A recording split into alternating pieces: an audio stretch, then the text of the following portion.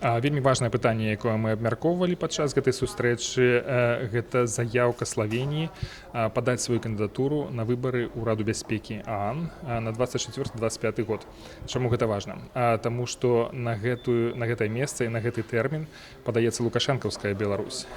І гэта, конечно, абсолютна недапушчальна, каб такі бандыцкі рэжым меў месца за сталом самага галоўнага органа па міжнароднай бяспецы, як Лукашенко. Таму мы рады і ўдзячныя Славеніі за тое, што яны падалі сваю кандыдатуру, і цяпер гэта будуць сапраўдныя выбары.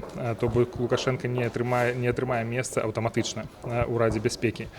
Канешне, гэта будзе вельмі складаная барацьба, і Славенія разумее, якія тут стаўкі. Таму і гэта было зроблена адмыслова для таго, каб спыніць Лукашэнку.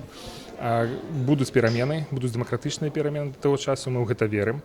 І калі так адбудзецца, то мы, безумоўна, будзем канкурировать са Славеніяй, каб дэмакратычная Беларусь заняла сваё месца, але на сённяшні дзень вельмі важна, што Славенія зрабіла такі мужны, рашучы крок і паставіла заслону на шляху Лукашэнкі да Рады бяспекі.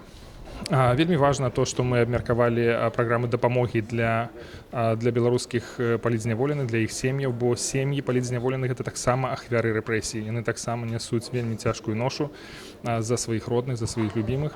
Мы размаўлялі пра сколаршыпы, пра стыпендыі для беларускіх студэнтаў у Славеніі, і Славенія мае намер адкрыць такія праграмы, каб беларускія студэнты малі магчымасць атрымаць адукацыю, і сістэма адукацыі ў Славеніі адрозніваецца высокай якасцю таксама.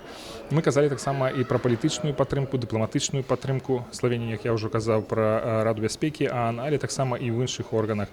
Гэта таксама тычыцца і саміта ўсходняга партнёрства, бо Славенія займае актыўную пазіцыю па Беларусі. Яны таксама ўплываюць на тэкст выніковай дэкларацыі па Беларусі. Яны паабяцалі, што вось гэтая мова, якая будзе апісваць падзею Беларусі, даваць ацэнкі на сітуацыю Беларусі, яна будзе вельмі моцнай і вельмі прынцыповай.